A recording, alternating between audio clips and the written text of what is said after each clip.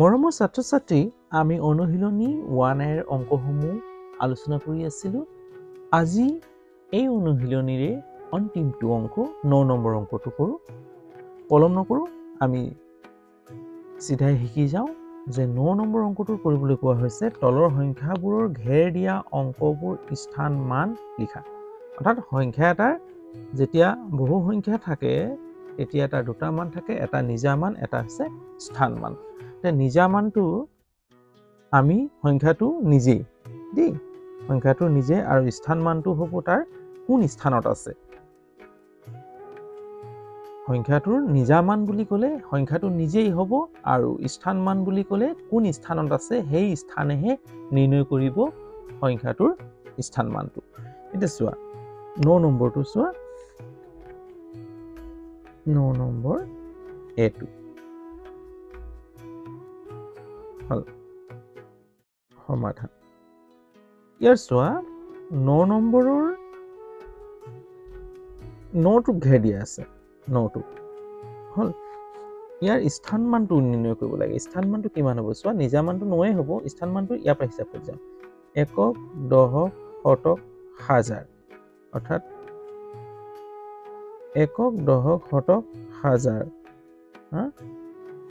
তাৰপিছত একক, দশক, শতক, হাজাৰ, অযুত। ইয়াৰ 9ৰ পাছত কেই ঘৰ আছে? 4টা ঘৰ আছে, 4টা শূন্য পাতি দিবা। ইয়াৰ নিজা মানটো এইটোৱে হ'ব।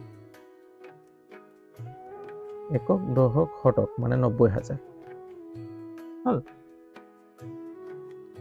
একক, দশক, শতক, হাজাৰ, অযুত, 9 অযুত বা 90,000 হল। ভাৰতীয় পদ্ধতি মতে হাজাৰত লিখিব লাগে যে 90,000 হল নিজা মানটো 9, আৰু ইয়াৰ স্থান মানটো হৈছে 90,000 বা 9 অযুত হ'ব। ঠিক বি নম্বৰটো কিমান দিয়া? 6 নহয়, নিজা মানটো 6।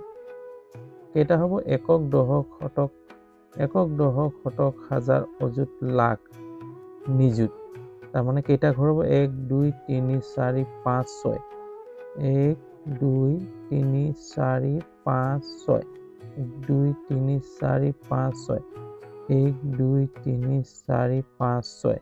একক, দশক, শতক, হাজাৰ, অযুত, লাখ, নিযুত, 6 নিযুত বা 60 লাখ। একক, দশক, শতক, হাজাৰ, অযুত, লাখ, 60 লাখ বা 6 নিযুত স্থান মানটো। চি নম্বৰটো 2 ন, নিজা মানটো 2। কেইটা শূন্য বহিব? 1 2 3 4 5 6 7। 1 2 3 4 5 6 7। 1 2 3 4 5 6 7।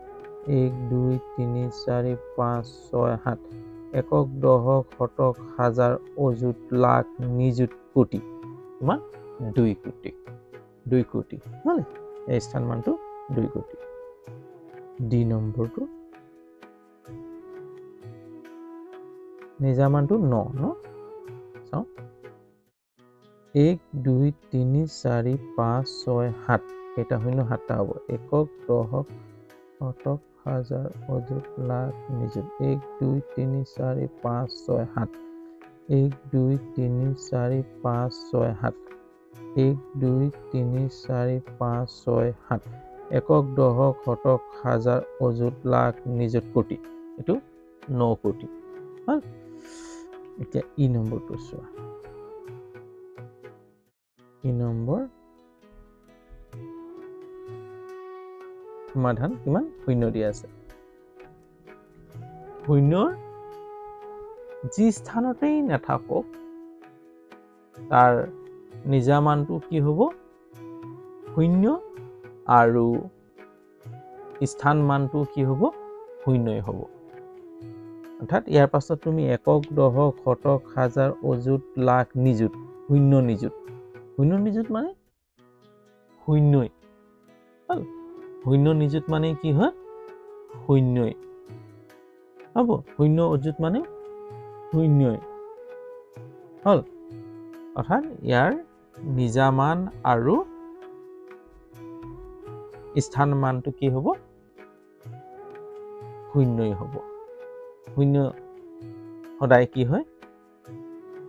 এনে এটা সংখ্যা যাৰ স্থান মান আৰু নিজা মান সদায় একেই থাকে।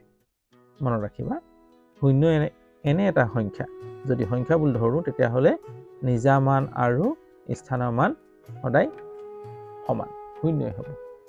হ'ব, ইয়াক বিস্তাৰ কৰিবলৈ কোনো প্ৰয়োজন নাই।